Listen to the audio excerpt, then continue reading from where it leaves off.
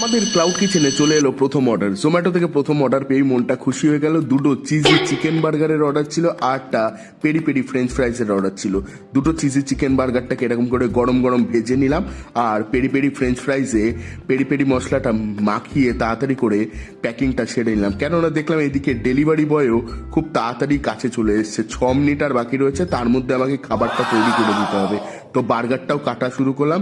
বার্গারটা কেটে তাতে মেয়োনিজ আর চিজ দিলাম, আর বারবিকিউ সস দিয়ে প্যাটিটা দিয়ে ভেতরে দিলাম লেটুস ফেটুস দিয়ে সুন্দর করে দিয়ে আমাদের ওভেনে দিয়ে দিলাম তাড়াতাড়ি করে গরম করে প্যাকিং করা শুরু করলাম। প্যাকিংটা হয়ে যেতেই একটা তো এক্সট্রা আমি বানিয়েছিলাম নিজের খাওয়ার জন্য, ও নিজে লাগলো খেতে, কি বলবো। তো তোমরাও কি অর্ডার করতে চাও আমাদের থেকে?